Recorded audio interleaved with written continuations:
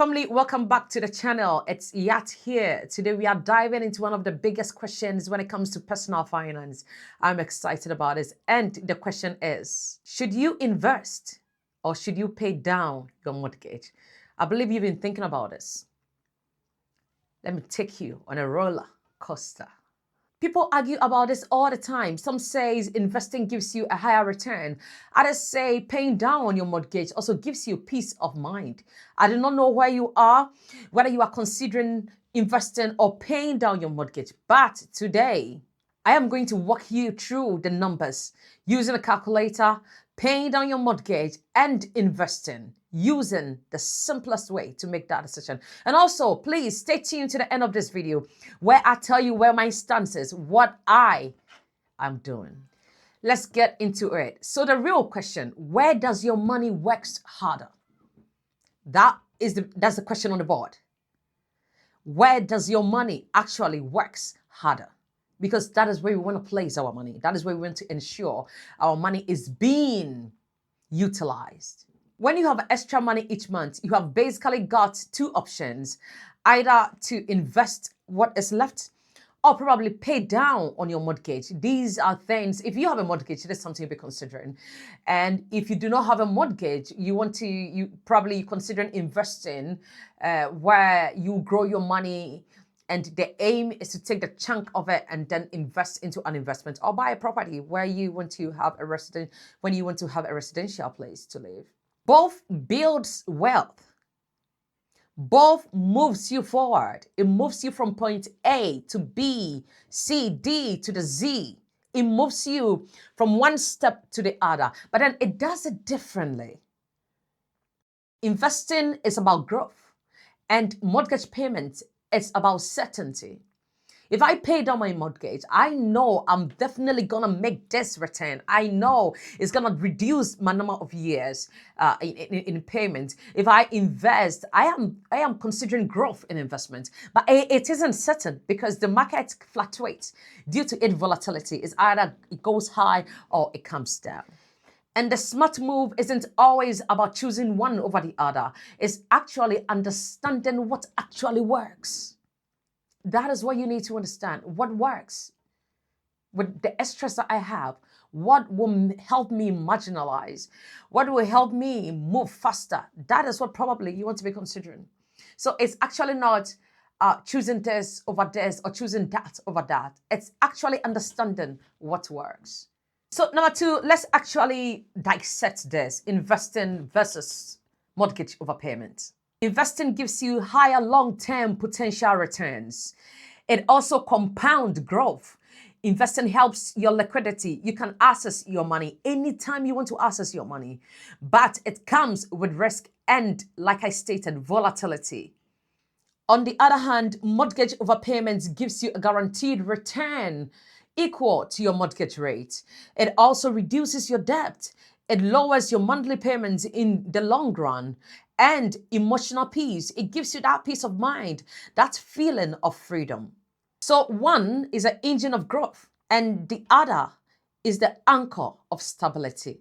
These are two different things. So it depends what you want and what your risk tolerance is. That is what we're talking about. If your risk tolerance, it's actually having the certainty that I'm paying down this and I'm getting this equal value, then of course, we're talking about you paying down your mortgage. But if your risk appetite is a little bit higher and you do not mind the volatility on the stock market, then of course you want to also consider investing. But like I said, at the end of this video, I'm actually gonna let you know what my stance is and what I actually do. All right, so this is where it gets exciting, where I'll be using the calculator. So we're going to be flipping onto the practical side. For this purpose, I will be using mortgage and investment calculator to help us establish what the numbers actually is. Because I like to play with numbers, I like to play with figures. And seeing it actually also brings you to the reality of what is actually taking place when it comes to your finances. So let's jump into the calculator and compare both options in real time, real value. This is what you'll be doing. Okay, family, welcome back here. So let's say you have 200 extra per month and you could either invest it, overpay the mortgage, or probably split it. So we're going to do all three. Either invest the full £200 or whatever currency, depending on where you find yourself, or overpay the mortgage. Or on the other hand, we split it equally and see what our returns is going to be. And so let's start with invest the £200. Here, I bring my compound interest calculator up. And for the purpose of illustration, we're going to use, let's say 25 years. So let's see what is going to take place within 25 years, which I believe is realistic. And a lot of mortgages, some 30 years, some 25. So we can go for 25 years. And so our new initial investment is 200. And I'm going to use a return with the S&P 500 averagely 11. Usually, we say 11, but then with inflation, which takes off 3% of it. But then, like I said, if you know what you're doing, you should be getting a minimum of 11% per annum or above. Especially if you are working in conjunction with a consultant or a finance person who can actually assist you into picking funds that have returned beyond this over the years with records that can actually prove it. And so for the purpose of this illustration, let me stick to 11%. And then the years, we're talking about 25 years because we are considering your mortgage payment. And that is what we are using with the invest side. Now, our deposit is going to be monthly. And so our regular contribution is going to be, that's the deposit here. And then we have our deposit, that is the monthly deposit. So each month we are going to add £200 to it. This one says deposit made at what point in period. So that is the end. So that is going to be end of each month. And now annual deposit increase. That is if annually we want to add up to our deposit. But for the purpose of this, it's going to be no. Now let's calculate this. Keep this figure in mind. So for 25 years, if I put £200 in this investment, and I tell you that 11% to me is actually a joke. If you really know what you're doing, some people earn, some funds earn this on daily basis. And so you can actually make more. But then let me just stick to this, which is what the rule is when it comes to S&P 500. And this is giving you £318,000 in within 25 years. This means if you are 25 years, by 50, you could say, I want to retire because you'll be doing more anyway. But hey, let's not get emotional with these figures. Now let's flip straight into the mortgage overpayment calculator. And just as we did, just let's remember, I haven't closed the other up. So let's remember what we actually got over there. And then eventually we can do the comparison. So mortgage overpayment. So let's say for the purpose of this illustration, we have a mortgage balance of £200,000. And the tenor is 25 years. We're doing a repayment. Remember what your repayment is. That is why you pay the capital plus the interest together. Interest only is actually good for buy to let. That is a business setup where you just go for the interest only option, which to me it's one of the best when you are doing a buy to let, or probably any form of investment into properties. Yeah. Now, when you get to the interest side, at the moment, mortgage rates are rising between 3 to 6%. So let's be a little bit generous and say because of our records, probably we may get a good deal. So let's go for 3.4. You may be wondering, really 3.4? Yes, you can get 2.8.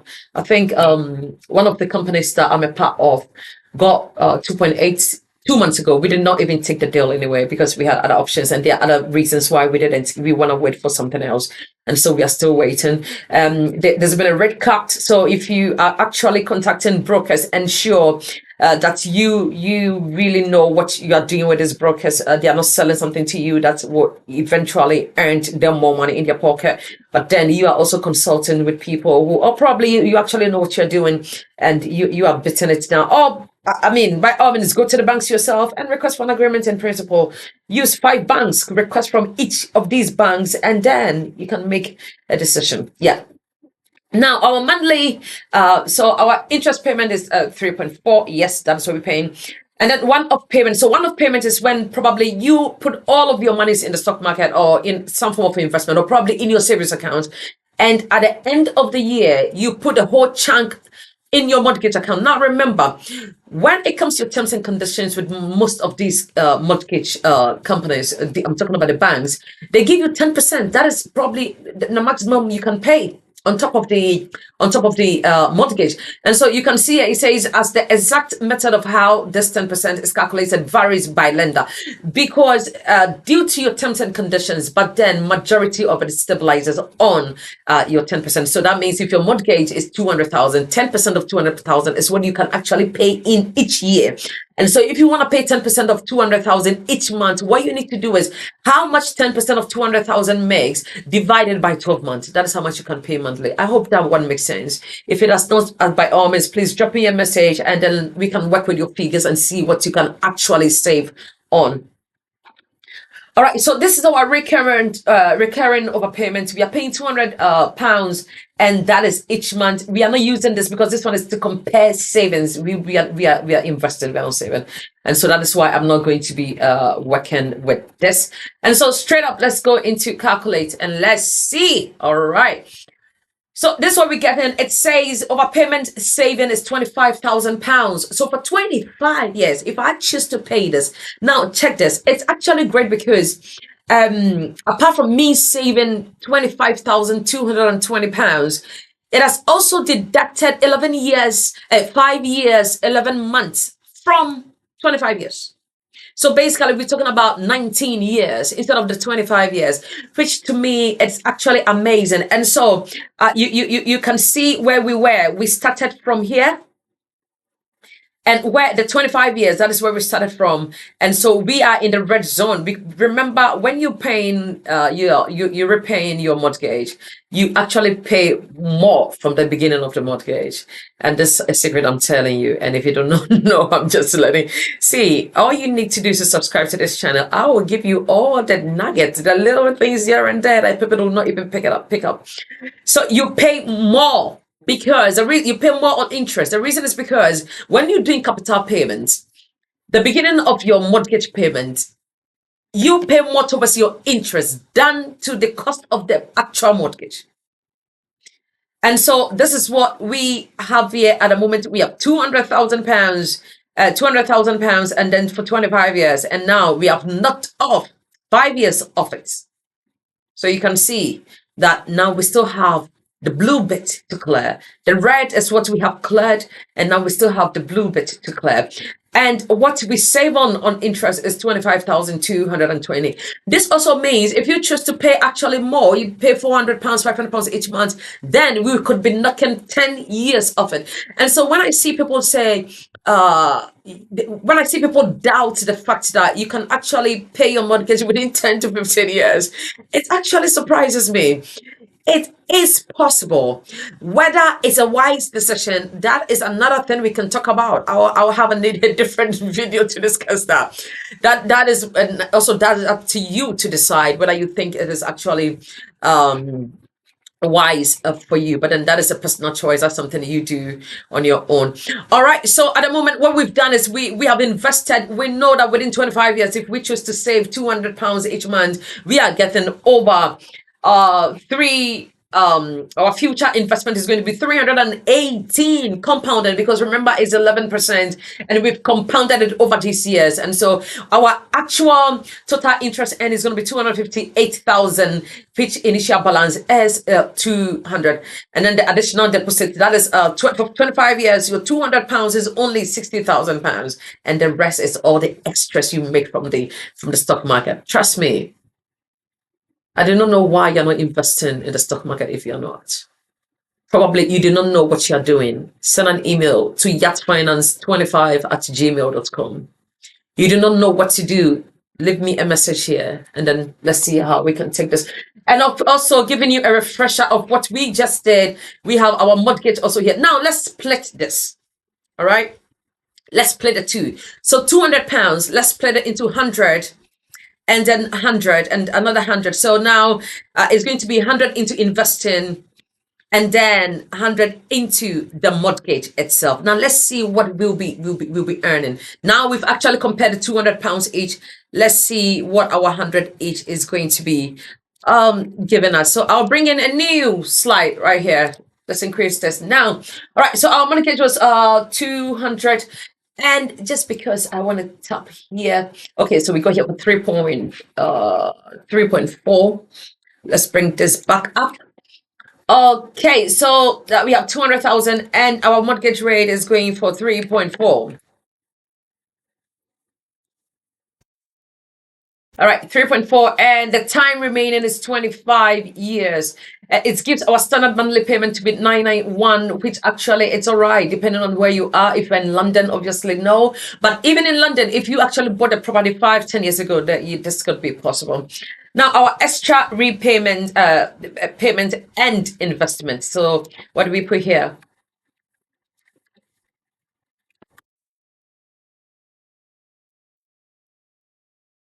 Bear with me.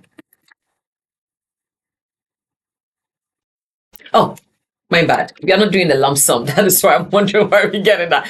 Okay, so we are not doing, like I explained earlier, our lump sum is where we want to pay yearly. That's not what we're doing. We're doing monthly. And so our monthly over here is 100. Okay, so we have £100 in here, and then expected investment return, we have 11% over here. The time horizon, we are using 25 years. And then, now this is where it gets exciting. Overpayment limit and early repayment charges. Now, ensure that when you sign up to a broker's account, you are investing in your stocks and shares ISA. This is where we beat the tax system. To me, it's like a cheat code in the United Kingdom. This is where your investment yields abundantly, but yet you do not pay any form of tax or capital dividend tax. It's something that if you're not taking advantage of, please do, because when you invest in your invest account, you pay taxes. You need to file your self-assessment and pay taxes if you want to withdraw. So please take note of these differences. All right, and then we investing in our inside our ISA. If we were not, I will have to untick this, but we are investing in our ISA. If we were not, like I said, we have to consider the lender's fee, free or overpayment, and then also the estimated tax return on investment. That means how much tax we pay to HMRC. But hey, we are smart investors, so that's not what we're doing. Now let's click on calculate. This is what we have here. So you pay off mortgage with £100, and it's like a joke. And then what your interest save is 14,570. And then if you paid off in, and that is going to be 21 years, 8 months. So it will reduce from 25 to 21 years, 8 months. And our total net value is 14,570. Now look at this green.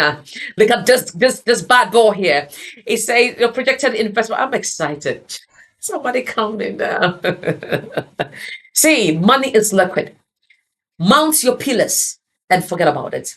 Just so you can focus on the important things in life, your family. You focus on your spirituality, God. You focus on being charitable. You focus on being making an impact. You focus on the talents Christ has given you. Ensure you are mounting the right pillars. And then you forget about this liquidity. Let it roll in. And so see, your projected investment gain is £129,000. So now we know if we're splitting £200, 100 into our mortgage overpayments, we are winning anyway. This is not a loss. This is a win-win situation. But then it reduces it to 21 years, and then 25 years. This is what we have, 129,000. And the question is, oh, but £100, that is not enough. Well, if you wait for 25 years, do you have £100? How old are you today? And 25 years out of your age, do you have £100,000? That is the question you should be asking yourself. All right, let's flip back into the studio, and then where I break down what I actually do. All right, welcome back. Now we've actually seen the numbers. We've seen how much our money goes to work for us. We've seen the returns if we've decided to pay down on a mortgage. We've also seen if we've decided to invest instead of paying down the mortgage. Now, this is my stance. Personally, I do both. I pay down my mortgage and I also invest. I believe these two does better for me, and this is why I say this. I want long-term growth. Investing is how you build wealth over decades. I want that peace of mind. Therefore, paying down the mortgage reduces the risk and increases freedom for me. I also want a balance. I like diversification. I don't want all my money locked down into a house. I want a little bit of flexibility. So I want to keep a little here while I buy into time when it comes to my mortgage. And I also invest where I have the leverage in accessibility.